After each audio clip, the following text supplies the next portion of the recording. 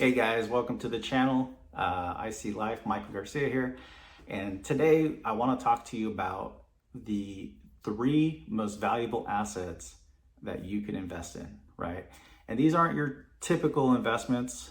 This doesn't necessarily mean like stocks or crypto. It's not necessarily something that you're putting money into, although you typically do put money, but you can invest time. You can invest other things, right? It's not necessarily like securities. But these are assets that you can grow, right? And they're going to improve your life. The one thing they all have in common is there's a sense of control with each of these assets, right? There's some level of control. If you've ever studied Robert Kiyosaki and his teachings on money, on investing, he talks about investing, how some people say investing is risky, right? But he says investing is risky when you don't have control, right? The higher the level of control that you have, the less risky the investment becomes, right? So all three of these, assets will have that in common. There's a level of control to, the asset, level of predictability. Now, obviously, not everything's predictable, right? So I just want to say there's a level to it. These are going to be a lot less risky than, say, crypto or stocks. But that's something that's important, right? Having that control, so you can grow, right? So the first major asset is you, right? Is yourself, right? And so investing in yourself is huge. Personal development, becoming somebody who brings value to the marketplace. There's a rule in the marketplace, right? It says the more value that you bring to the marketplace, the more you'll get compensated for it, right? So are you developing you, right? And I'm going to throw business in here. You're going to notice businesses are not on this list, but it's going to be included in your own personal development and in your abilities, because ultimately, if you want to implement systems, if you want to lead people, if you want to scale a business, that's going to be dependent on you and your skill set, your wisdom, your knowledge, and it's going to really be dependent on you. You cannot grow your business further than you've developed yourself, right, and your ability to do so. So first thing I want to talk about is wisdom. And wisdom is in fact, in the Bible, it says, riches and honor are with me, right? And it talks about, and that's, wisdom speaking personified. There's a story of Solomon, and he asked God for wisdom. God gave him wisdom, and he became one of the wealthiest men in the world. And so wisdom is super important, right? And there's other stories, parables you might have heard, where there's a saying: if somebody shows up with wisdom and experience to the marketplace, and another person shows up with money, but no wisdom and experience, what happens is the person with wisdom and experience leaves with the money, and the person who had the money now leaves with the new wisdom and experience, right? And so wisdom's important, right? It's about how you manage things, making wise decisions, and really how you steward your money, right? And so wisdom's number one. I think knowledge goes right along with that, right? Developing your knowledge base, because if you have a certain amount of knowledge, people will pay you for it, right? People will pay for things that they don't know how to do, right? And that not just knowledge, but skills. So if you can develop a skill, that's another great thing to improve your value in the marketplace. And if it's a skill that's in high demand, then you're going to get rewarded for it, right? So the number one asset is you, right? There's no more valuable asset than your ability to produce money, or to make money. And so what I want to say to that too is there's one more component I want to hit on is health, right? Are you taking care of yourself? Because ultimately, if you're not taking care of your health, well, guess what? You might have the skills or the knowledge, but nobody wants to go get wisdom from somebody who's sick, right? If you have a certain skill, you might not be able to execute that skill if you're not healthy, right? So the number one thing is investing in you, right? Take care of yourself, develop yourself, because you are your best asset, right? Number two top asset that you want to acquire or have is real estate, right? And, I think most people, they know this, they have some extent that, hey, buying real estate is good. Obviously there's timings of markets, there's different things here, there's different factors, but overall we know, okay, well, real estate is a good thing to have, right? There's different types of investing in real estate, and I want to break that down because in some cases it's not really investing, right? What it is, but it's not an investment that necessarily puts money in your pocket, right? So there's two types of investing for income in real estate. Number one is cash flow, and number two is going to be for appreciation, right? Meaning you bought the property and then you sold it for a higher amount, right? So people that, they fix and flip properties, they would be, investing for appreciation. And people that buy properties and they rent them out or they turn them into Airbnbs, those are people that invest for cash flow, right? The third type of person is, well, guess what? You need a place to live. So you bought the place so you can live in it, right? Now, it's not going to be an income producing asset. In fact, it could be considered a liability in some cases, but I think it's still a great asset to have because, even if you never make money on it, it's a protection from inflation, right? Real estate property has always, gone up with inflation, right? It's kept its value. People always need a place to live. There's tax benefits that go along with real estate, right? So you can actually lock in your mortgage, say for 30 years, right? And you don't have to worry about, is my landlord going to increase my rent next year, right? So you can lock in that inflation. In fact, I can tell you when I bought my first property, my first rental payment my mortgage payment was $2,000. I had refinanced it. It was $1,629. In today's market here in Southern California, it costs at least $3,000 for a rental, right? So obviously that's a huge asset, right? Having your mortgage locked in, not having to worry about inflation. Obviously there's still taxes and other factors here, but you are able to protect yourself from inflation and eventually pay that home off so you have one less bill in retirement. I mean, imagine being rent-free or mortgage-free, right? And so that's living in the home. I think even if you're not investing in it to make a profit, still a great asset to have because of that protection. And of course, it also helps your lifestyle, right? It gives you and your family a place to live, a place of stability. And so it's just a great thing to have.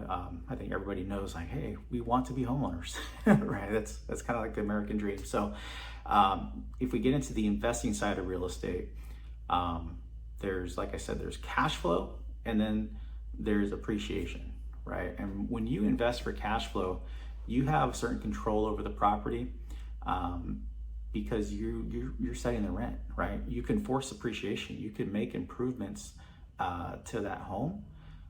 When you invest for just the appreciation or for capital gains, if the market happens to go down, because there are down markets in real estate, right? Even though over time we know, hey, this home's going to hold its value, doesn't mean we haven't had market crashes, including in the real estate market. So there's a little bit of risk that is associated with investing for appreciation, because if the market crashes, what if there's no appreciation in that home? Right now you got to hold on to it or find a way out. When you invest for cash flow, though, you're not worried if the market goes up or down, because at the end of the day, guess what? You have a tenant paying rent, you have a cash flow coming in every month, and that's what you invested for, not necessarily the appreciation, right?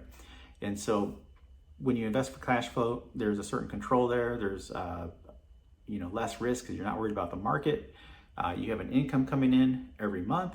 But you still get to take advantage of the appreciation, right? Because over time, as the home goes up, you're going to build equity in that home from, the appreciation. And you can take that and you can reinvest it. You can, borrow it, take the equity out of the home and go invest it in something else, maybe another property, maybe a business, maybe somewhere else. But you have control of that equity, right? You can utilize it to your advantage. The third way is you also gain equity because you're leveraging other people's money, right? Meaning you have a tenant in there, and while you're keeping that cash flow above and beyond the mortgage, well, over time, the mortgage is also being paid down, but not by you, right? By the tenant. Their monthly rents are covering that mortgage for you. And so they're paying down and they're creating even more equity, by paying their rent on time. Now, is this risk-free? Is there a guarantee that the tenants will not, will pay the rent on time every month? No, there's no guarantees. That's where the personal development, the wisdom, the experience comes in. Knowing how to vet people. Is everything predictable? Absolutely not. But that's why number one is you, right? So, it's said that it's not people make money in real estate and people lose money in real estate. It's not the real estate that makes you wealthy. It's what you know about real estate. Likewise, stocks. It's not stocks that make you wealthy. It's what you know about stocks that make you wealthy, right? And so, like I said, number one is you. Number two is real estate, right? The last way that puts money in your pocket, as far as real estate goes, is depreciation, right? So even though the value of the property might be increasing, when it comes to taxes, you can actually take deductions, but you can also take depreciation as one of those deductions, right? Meaning you can claim that house had lost value. You can take that as a deduction, and what does that do? It decreases your tax liability, and it's not necessarily an income that is new money, but it keeps money in your pocket, right? Some people call it like a ghost income because it's money that would have gone to taxes, but instead of going to taxes, you get to keep it, right? Obviously, there's certain rules about it, right? You can only depreciate it so much, and then you have to, do a 1031 exchange. You have to maneuver in some way, but you do have those tax advantages, and it's tax deferred, right? You're not paying taxes on this asset every year, right? It's appreciating and you're not worried about paying taxes. So that's why real estate's number two. Number three is whole life insurance, right? Now, is whole life insurance an investment or investment alternative? No, it's absolutely not, right? In fact, Dave Ramsey will tell you it's a horrible investment, and Dave Ramsey is actually right? But does that mean it's not a great asset to have? Absolutely not. It doesn't mean that at all. Whole life insurance has it's a safe place to put your money, to create an emergency fund, to create an opportunity fund. It's more like a savings alternative. It's not going to get you massive returns, but it has a certain element of predictability and guarantees in place, right? Something that we know is going to increase. It's a way for you to maintain control and liquidity of your money, right? By the way, that money's going to grow tax deferred. You're not going to have to pay taxes each and every year. You're able to leverage that policy. You're able to access tax-free money to make investments. I think what happens out there is you might see this a lot on TikTok or even YouTube videos, right? You might see in different areas where people are advertising life insurance, might be whole life, might be IUL, but they're advertising it as an investment alternative. And I do want to say it's absolutely not an investment alternative. They're going to say you're going to make all this money in the policy. No, that's not what whole life insurance is about. It's not what happens in the policy. It's what you do with the money outside the policy. When you're investing in real estate, you want to have money liquid. When you're investing in your business, you want to have access to capital, right? Problem when you put that money in qualified plans or certain areas, you lose access, you lose control of that money. There's taxes and penalties that have to be paid. But in whole life insurance, you actually have access to that money. You don't have to worry about taxes, right? And you can go make the investments when the opportunity arises, right? It's like using wisdom and positioning yourself to be ready for opportunity, right? Warren Buffett, some of you may know, like Warren Buffett was famously in cash. He's always had cash at hand. And the reason for that is he's always prepared for opportunity because he knows that the way you make money in the market is you buy when everything's on sale, right? You buy when there's blood in the streets, right? So by positioning yourself outside the market through a whole life policy, you're able to then say, oh, look, the market just crashed, right? Let's go make a killing. Let's go buy things while they're on sale. Oh, a real estate opportunity just came up. I have an opportunity to buy a house. I have access to capital right now. Let's go buy that property, right? And it's about positioning yourself, but it's also about protecting your money and creating, like I said, an emergency fund because unlike a savings account, because you could say, hey, well, let's put it in a savings account because I would still have the same access to my money, but you're going to get better growth in a whole life policy than a savings account. You're also going to have other advantages from putting the money in a whole life policy. One of those things is living benefits.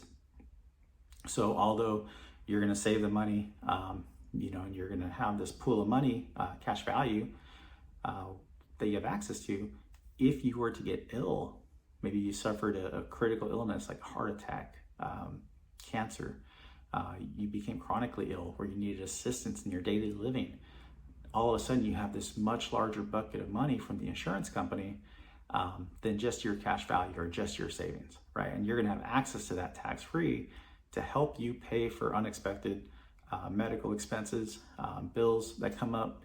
And you also have a death benefit. So if you're executing this plan for your family, you're saying, hey, we're gonna get this real estate, we're gonna do this, but if something happens to you prematurely, you've bought a piece of your net worth that is gonna be there for your family. So it's a self-completing plan because that money is gonna be there as if you were able to complete your plan, right? And so that's why we utilize whole life. That's why I say it's the number 3 best asset you can have. Is it a typical investment? No, it's not. Like I said, we don't want to look at it as an investment, but we want to look at it as an asset that gives us control, gives us liquidity, and positions us for success, right? And so there you have it. Those are your 3 best assets that you can have. Number 1, invest in yourself. Number 2, real estate. And number 3, your whole life insurance policy.